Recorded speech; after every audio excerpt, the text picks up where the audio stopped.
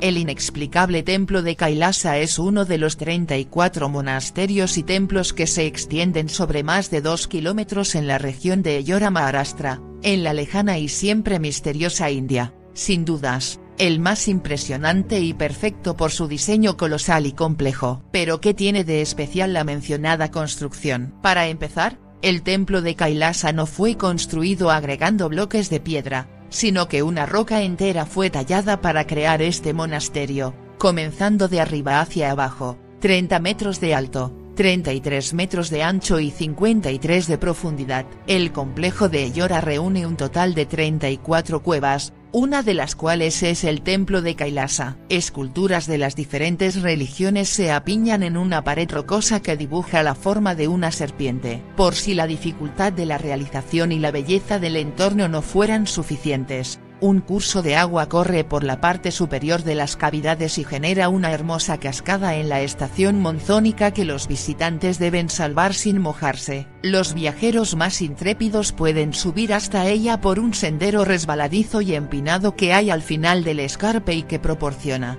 como premio, una panorámica inmejorable del enclave. Orígenes: la construcción fue autorizada por Krishna I, el rey perteneciente a la dinastía Rashtrakuta, quien gobernó sobre grandes partes del subcontinente indio entre los siglos VI y X.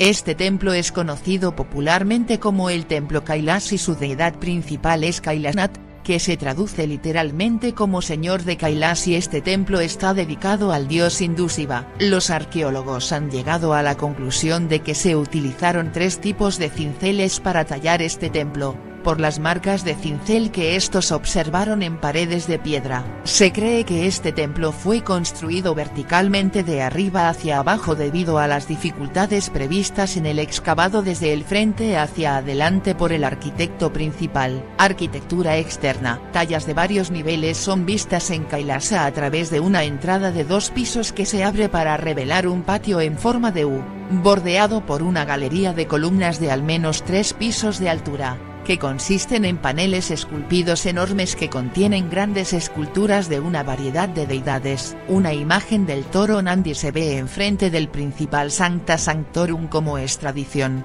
ya que se ve en todos los templos dedicados a Lord Shiva. Esta estructura y la estructura que alberga la principal deidad miden ambos 7 metros de altura. La base del templo tiene muchos elefantes tallados, dando el efecto de que todo el templo está siendo sostenido por estos elefantes. Arquitectura interna: el santuario interno del templo consta de pilares, ventanas, habitaciones interiores y exteriores, salas de reunión, y una enorme lingam de piedra en su corazón dentro del Sancta Sanctorum, y está tallada con imágenes de varias deidades, figuras eróticas masculinas y femeninas y muchas otras. La mayoría de las deidades a la izquierda de la entrada se cree que son seguidores de Lord Shiva, mientras que en el lado derecho se cree que las deidades son seguidores Lord Vishnu, otra deidad principal en el hinduismo. En Kailasa hay 2 dwajastambas, pilares asta de bandera. En el patio, hay muchas esculturas que representan escenas de historias sobre la epopeya de Lord Shiva. En el mundo actual,